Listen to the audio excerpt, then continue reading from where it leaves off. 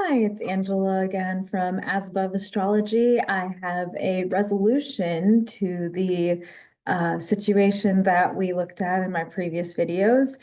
I'm just gonna start by saying this. There's no way from the horary chart that I cast that I would have been able to predict exactly how it did play out, but I was right about most of the aspects.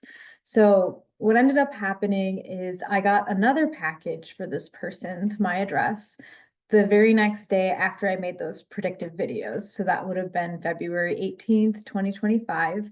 I then received two more packages the day after that.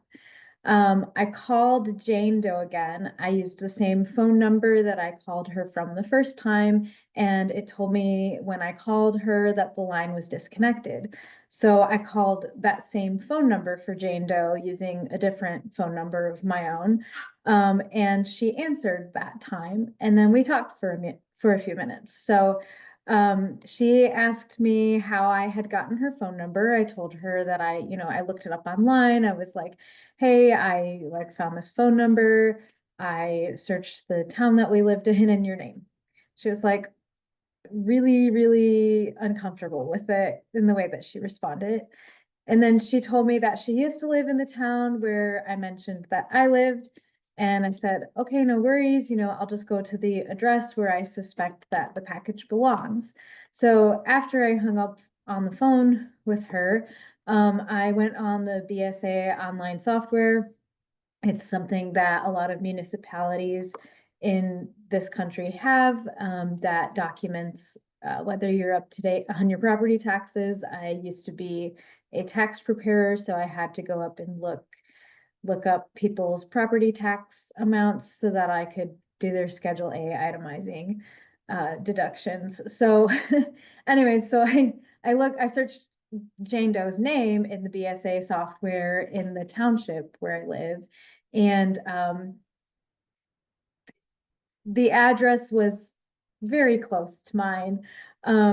Basically, Jane Doe had typed in 123 Number Street instead of 132 Number Street. So they just got the last two digits of the address mixed up. And I looked up which house it was, and they're like three houses away from me. So I then asked my neighbor if he knew the people who lived next door to them, and he said no. But he went and knocked on their door for them because I was super busy, and I'm a young woman, so I'm a little bit uncomfortable just like going up to people's houses by myself. So then he talked to her husband, and her husband had said like, "Oh yeah, we just moved in 3 weeks ago." And I was like, "Oh, okay, well I guess that makes sense." So her husband explained like he came over later that day after my neighbor came and told them. And her husband explained to me that they had placed an online order and that they had accidentally typed my address in when they placed the order instead of theirs. So again, it's the 123 versus 132 Number Street scenario. They just got the digits mixed up. Um, so then that was I think on the 18th when that happened. And then I got another package for them yesterday. It was on my porch, so I went and I walked it over and dropped it off on their porch. And then today, when I was working, Jane Doe shows up at my front door. And like, she rings the doorbell and I'm like, oh, it's probably just like a package drop off. So I just keep working because I'm a professional work at home nerd. And then the doorbell rings again. I'm like, oh, this person wants to see me. Okay. So I like pull my little curtain aside and I'm like, who is this? I'm like, I don't recognize this person. So I like kind of like crack the door open. I'm like, hi. She's like, hi, it's Jane Doe. I'm like, oh, hi, I'm your neighbor. Welcome to the neighborhood. She's like, have you gotten any other packages for us? And I was like, no, sorry, I haven't. And then, she then proceeded to, she walked out to her car. She went and got her cell phone. She let herself into my house. She was like, "Oh, do you mind if I come in?" I'm like, "Yeah, I guess that's fine." She wears her shoes in my house, which I guess is fine. I'll just wash the floor because I have a hard surface. But um, she was she was kind of like looking around a little bit, like she was suspicious of me, like I had kept a package, and then she gave me her home phone number so that I could call them. And then she gave me her husband's phone number. And I called both numbers just so that I could like get the number into my phone. But she didn't give me her phone number, and neither of the numbers that I called caused her phone to ring.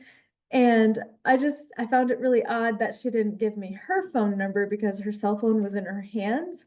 And then when she left, she complained to me about how tall my front porch step was.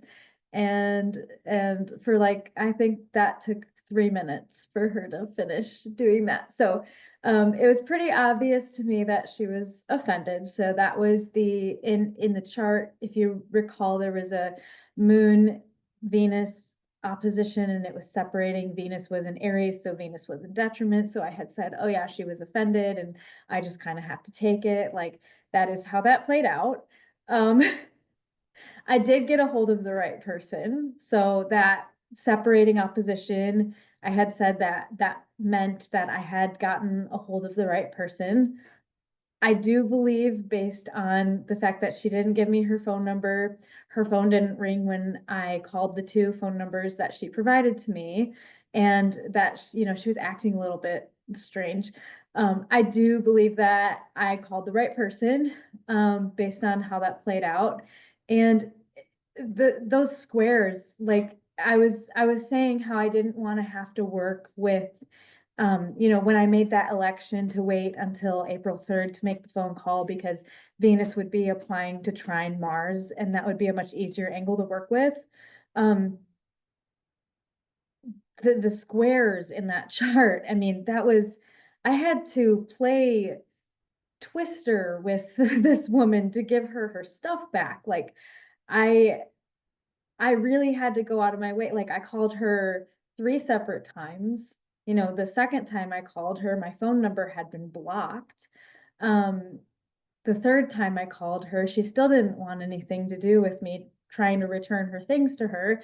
Then, I spent 2 days trying to peel myself away from my job to go knock on my neighbor's door, and it was like -10 out that day, probably. I mean, it felt that. Maybe it wasn't quite -10, but it felt like it was -10.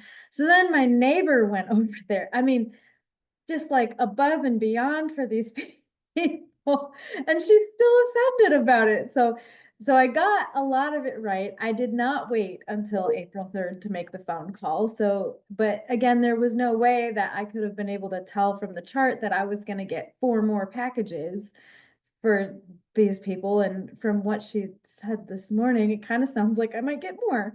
So, so yeah, I got the aspects of that right. It was a huge pain to get the stuff back to her. It did end up working out. So I was saying how like we had these in opposition, and then there's these two squares in the chart, and that was going to make it really difficult, if possible at all, for me to get their stuff back to them. And but there was mutual receptivity, right? So that was like the redeeming factor. So but it was like a lot of work for me. Like I had to really go above and beyond to be a good neighbor. And yeah, I don't appreciate the complaints about my front porch step, and it kind of seemed like she was accusing me of taking her things because she was really looking around when she was in my house, and she didn't take her shoes off. So she was definitely offended, and I just was not a fan of this situation. So yeah, thanks for watching, and I'm sure I'll have more of these.